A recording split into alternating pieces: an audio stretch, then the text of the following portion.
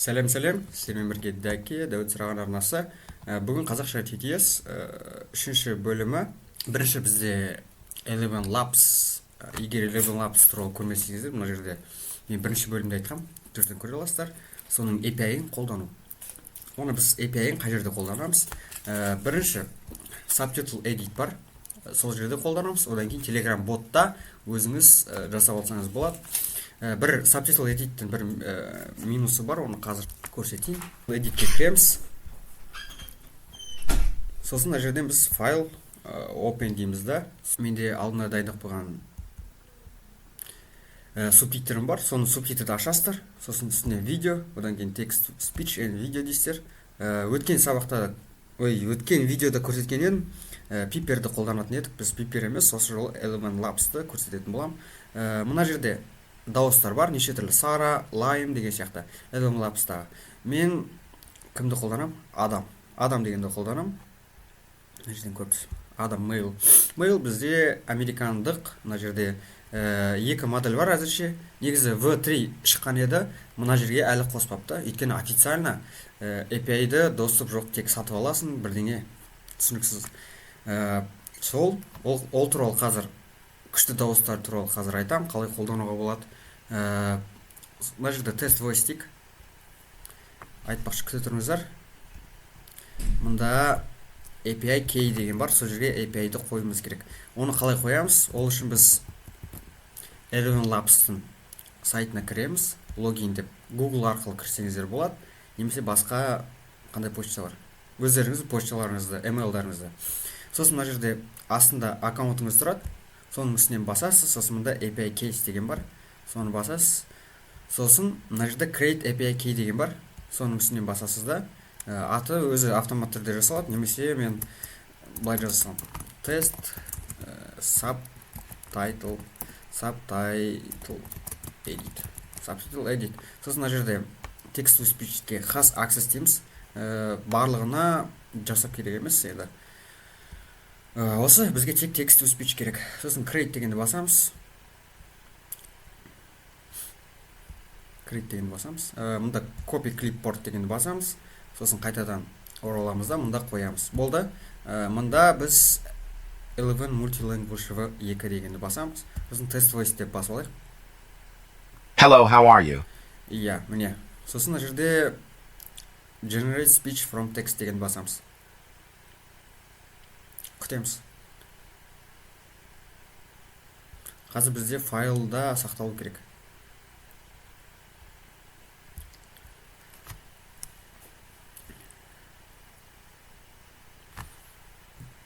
Міне, файлда сақталды. Аудио түрінде ашайық, тыңдайық. Ищем пысы потырып, мамкин программист, режимим дикостым да. TikTok, Instagram, YouTube танке скелген видеоны субелгесинсіз жүктейтін бот жасап шық. Міне, дауысы өте нашар, себебі бізде әзірше соңғы моделіне доступ бермеген API арқылы. Алайда мен отырып іздеп мұнда GitHub-ма салып қойдым, соңғы модельді қолдану бойынша. Міне, GitHub-та сілтеме көре аласыздар, метод 1 деп тұр. Қазір оның несін көрейік. Және бір түрлі... Тамаша, бұл әдіс жұмыс істеді. Енді бәрі түсінікті. Көрдіңіздер ма сапасын? Тамаша, бұл әдіс жұмыс істеді. Енді бәрі түсінікті. Міне, осы бізде әзірше API-ға доступ жоқ, бірақ та мен қарап отырып, зерттеп отырып жасап алдым. Но жәнеге біздің жасап берген. Ищем пысы потырып, мамкин... Енді бізде Subtitle Edit-ке деген кезде жалпы API-ға доступ береді, сол кезде осы кісілер обновление жасайды. Сосын сіздер осы жерден V3 деген модельді таңдап, кілттеріңізді қойып, арай қолдана бересіздер. Түсінікті деп ойлаймын. Одан кейін Telegram ботқа қолдансаңыздар да болады. Міне, менің GitHub-ыма кіріп, осы жерден мына жерде код бар, скрипт қой. Осы скриптті көшіріп алып, тағда не керек, соның барлығы осының ішінде жазылған. Сөйтіп өздеріңіздің боттарыңызға қосып алсаңыздар да болады. Міне, мына жерде қалай қолдану керек екенін барлығы жазылған. Келесі бізде Сбер салют деген бар. оны қайдан қолданамыз? Оны біз браузер арқылы қолдана аламыз. Мына жерде төменге түсірсек, мұнда 3 тілде бар, қазақша деген. Казахский таңдаймыз, мұнда әсем деген дауыс бар, мужской дауыс жоқ, тек женский. Сосын мына жерде генерация деген басамыз. Бірақ та бізде осындай пазлдар, капчалар шығады. Бұл қиынап жүреді, сол себептен бұл керек емес. Істемей ақ қойыңыздар, уақыттарыңыз құртып. Төменге қарай түсеміз. Мұнда не бар? Приложениесі бар. Сосын узнать подробнее, төменге түсіреміз. Сосын мына жерден Windows, MacOS екеуіне бар. Windows деген басамыз. Менде көшіріліп қойған. Қайтадан аламын. Одан кейін көшірілгенше екінші шаг студиомызға кіреміз. Студиоға кіру үшін Сбер ID дейді. Білмеймін, сіздерде қазір Сбер ID бар ма, жоқ па, о жағын білмедім. Егер болса, Сбер ID арқылы кіріп көруге болады. Мен қазір шыға салайын, көрсетейін. Разрешить етеміз, мына жақта көшіріліп жатыр. Мына жерде email дейді. Email-деріңіз терес, паспорт дейді, сосын даю согласие дейді. Сол. Мен енді өзімнің Сбер ID деген бар, сонымен кірем. Бұрын тіркеліп қойған екен. Сосын продолжить дейміз. Менде аккаунт сақталып тұр. Дайын. Мына жақта дайын ба? Дайын. Мына жерде қараға қойып алайыншы. Темасын ауыстырайық. Мында распознавание бар, синтез бар, генерация бар. Генерация деген сөз, мұнда модельдерді қолданасыздар. Одан кейін мына жерде үстіңгі жағында профильдің иконкасы бар. Сол жерге сіздер өздеріңіздің авторизационный данныйларыңызды қоясыздар. Бұл данныйды қайдан аламыз? Қазір көрсетейін. Сберге кіреміз. Мына жерде үстінде Private Workspace деген жерде Main деген бар. Сол жерге кіріп Create Project деген басасыздар да, мына жерден таңдайсыздар. Gigachain API немесе Salute деген. Осылай қосып аласыздар. Сосын сол Salute'ның ішіне кіргеннен кейін API-дің мұнда бізде get the key деген бар. Соның үстінен басасыздар. Сосын мына жерде бізде мынау client ID дегенді, client ID емес, жоқ. Мұнда create new key деген бар. Соны басасыздар да, сол сілтеме сізде бір мәндер шығады, кілт. Сосын мына жерге кеп қоясыздар. Мына жерде бізде core B2B деген сияқты түрлі бар. Бізге pers деген бар, яғни физический лицаларға бізге арналған тегін. Соны сгенерировать токен дейсіз, сол кезде выход выполнен деп сізде шығады. Сосын не айту керек? Мына жерде бізде тариф бар, міне қараңыздар. Тариф жайлы айтып өтейін. Айына сіздер 200 мың сөз нете аласыздар, мәтінді дыбыстата аласыздар, содан кейін 100 минут аудионы тани аласыздар. Мына жерде жазылып тұр, 57 минут дегеніз. Жақсы. Синтезге клик. Мына жерде Наталья емес, төменге қарай түсіреміз. Бағана әсем KZ деген бар. Соны таңдайсыздар. Сосын мына жерге кез келген мәтініңізді қоясыздар. Қалайсыңдар? Балапандар. Сосын мына жерге бізде жұмыс жасайды. Мұнда пауза деген бар. Сосын пауза немесе акцент. Акцент бар. Менің атым әсем. Міне, мына жерде қалайсыңдар дегеннен тоқтайды. Бізде пауза. Одан кейін балапандар менің дегенге акцент қояды. Бізде пауза мен акцент қандай жұмыс жасайды, ал мына жердегілер жасамайды қалғандары. Акцент пен пауза бір-біріне ұқсайды. Сгенерировать деген басамыз. Синтезировать. Міне қараңыздар. Қалайсыңдар? Балапандар, менің атым әсем. Міне, мына жерде кішкене былай істеу керек еді. Қалайсыңдар? Тоқтады. Балапандар, менің атым әсем. Мына жерде бізде акцент дұрыс қойылмады ма, білмеймін. Сосын мына жерден удалить деген бар, немесе сохранить етіп алсаңыздар да болады. Файл ретінде. Мына жерде бізде қанша? 4000 символ мына жерге сияды осы аймаққа.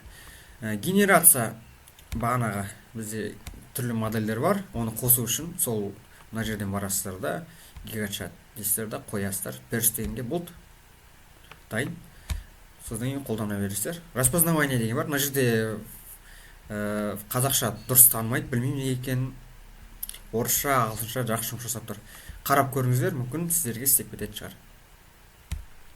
болды ізбер бойынша айтатын нәрсе. Сосын келесі бізде характер AI деген бар, бізде қараңыздар. Бұл жерде оңай барлығы. Міне мынандай характер AI TTS деген мен жасап қойғам ботты.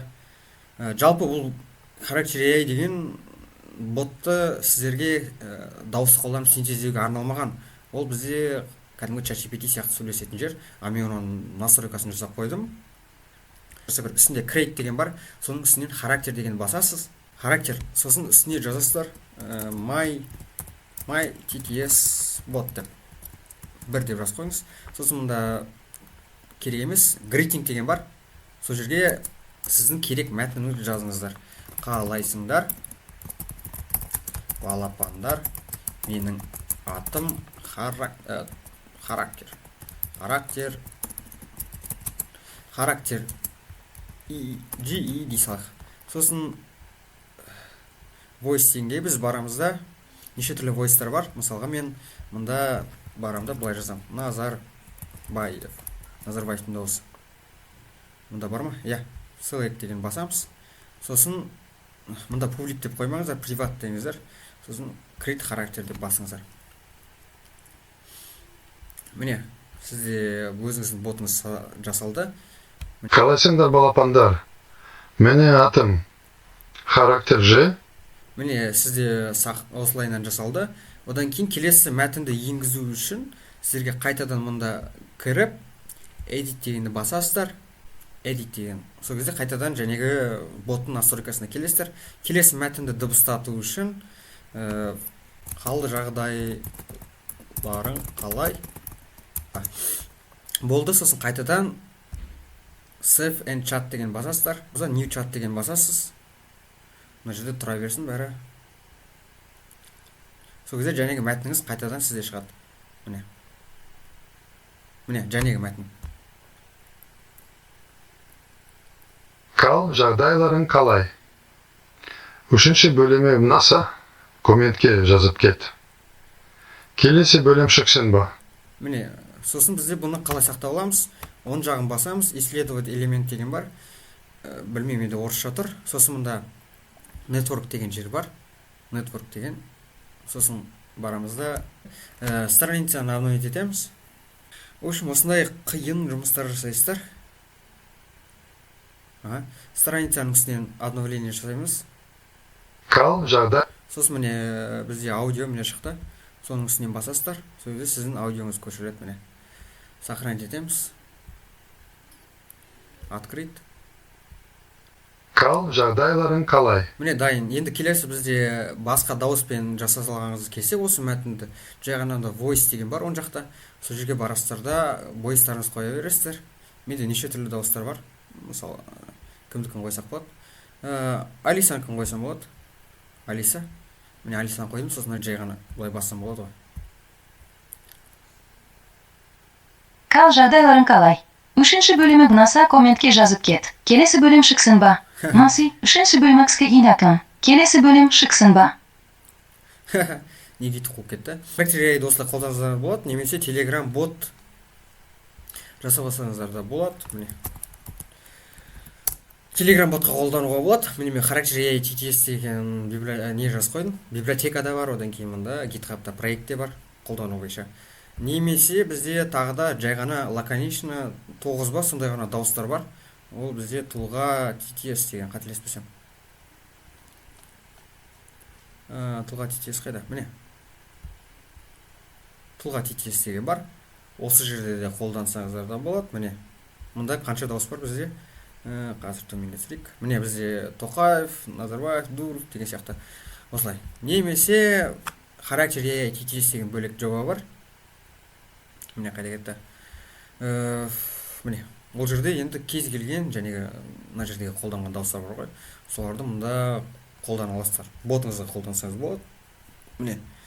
Обновление болды айтпақшы. 4096 символға дейін синтез жасауға болады.